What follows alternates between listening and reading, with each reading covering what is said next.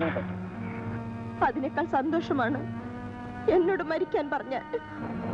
എന്റെ ചേട്ടനെ വിവാഹം കഴിച്ച് ഒരു നല്ല ഭാര്യയായി നീ കഴിയുന്ന എനിക്ക് കാണണം. ഒരു പെണ്ണിന്റെ മനസ്സ് നിങ്ങൾക്കറിയില്ല. ഇല്ലെങ്കിൽ ഇങ്ങനെ പറയുമായിരുന്നില്ല. ക്ഷമിക്കൂ ശ്രീദേവി, എനിക്ക് നല്ലവണ്ണം അറിയാം. പക്ഷേ എന്റെ ചേട്ടനിൽ കവിഞ്ഞ് ഈ ലോകത്ത് എനിക്കൊന്നുമില്ല. എന്റെ ചേട്ടന് വേണ്ടി ഈ ത്യാഗം നീ ചെയ്തേ മതിയാവും. ഇന്നു മുതൽ നീ എന്റെ ചേട്ടത്തിയാ. സുരേന്ദ്രൻ ചേട്ടാ, ഒന്നും പറയണ്ട. നിന്റെ വേദന ഞാൻ മനസ്സിലാക്കുന്നു. പക്ഷേ ഞാൻ നിസ്സഹായനാണ്. നിന്റെ ജീവിതം എന്നിൽ അർപ്പിക്കാൻ തീരുമാനിച്ച നീ എനിക്ക് വേണ്ടി ത്യാഗം ചെയ്യില്ലേ? പറയൂ ശ്രീദേവി, പറയൂ ശ്രീദേവി, ചെയ്യില്ലേ?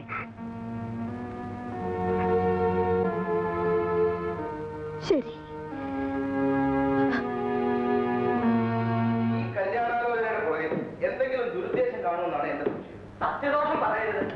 രാജേന്ദ്രൻ സാറ് തനി തങ്കമാണ്. ശ്രീദേവി കുഞ്ഞിന് ഇതിനേക്കാൾ നല്ലൊരു ബന്ധം വേറെ കിട്ടാനുമില്ല.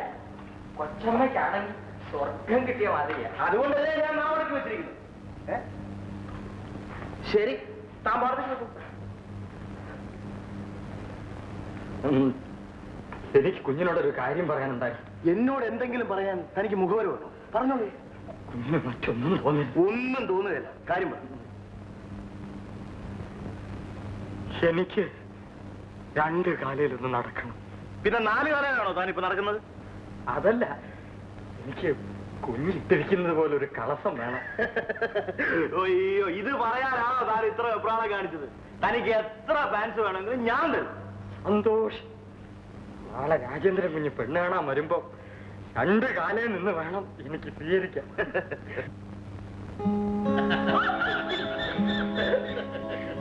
ശ്രീദേവി, നീ വാ മോളെ.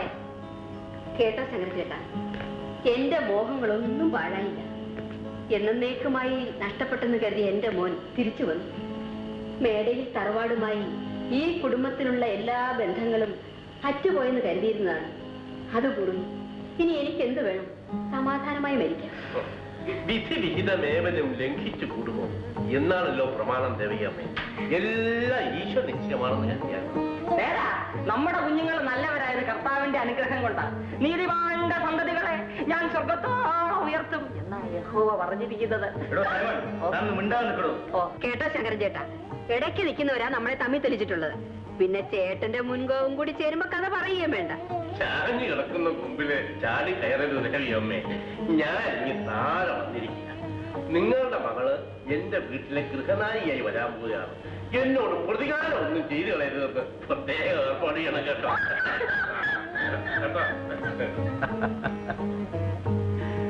മനസ്സുപോലെ ജീവിതമെന്ന് കേട്ടിട്ടില്ലേ? അമ്മയുടെ നല്ല മനസ്സിന്റെ വിജയമാണ് ഈ കാണുന്നത്. കേട്ടോടാ മോനെ, ഞാനും നിങ്ങളുടെ അമ്മയും ഇരട്ടപെറ്റ സഹോദരിമാരെ പോലെ കഴിഞ്ഞു വന്നത്. ഭവാനി അമ്മായിയുടെ മുഖം എനിക്ക് തീരെ ഓർമ്മ വരുന്നതേയില്ലമ്മേ. ഈ മുഖത്തോട്ട് നോക്കിയാ മതി. രാജേന്ദ്രന്റെ മുഖം ഭവാനി ചേച്ചിയുടെ മുഖത്തിന്റെ തനി പകർപ്പ.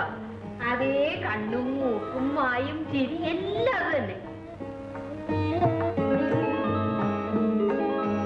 ഞാൻ ഇവളെ പ്രസവിച്ചു കിടന്നപ്പോ ഭവാനി ചേച്ചി വീട്ടിൽ വന്ന് ഇവളെ കയ്യിലെടുത്തിട്ട് പറഞ്ഞു, കേട്ടോടി ദേവി, ഇവൾ എന്റെ രാജേന്ദ്രനുള്ളതാണ് എന്ന് ചേച്ചി ഉണ്ടായിരുന്നെങ്കിൽ എത്ര സന്തോഷിച്ചേനെ. അമ്മയുടെ മോഹം ചേട്ടന്റെ മനസ്സിലും പടർന്നു കയറി. ചേട്ടനും ശ്രീദേവിയെ ജീവനാണ്. ശുഭസ്യ ശീഘ്രം ഒന്നാണല്ലോ. ഇനി ഏതായാലും മുഹൂർത്തം അങ്ങോട്ട് നീട്ടേണ്ട ദേവിയമ്മേ.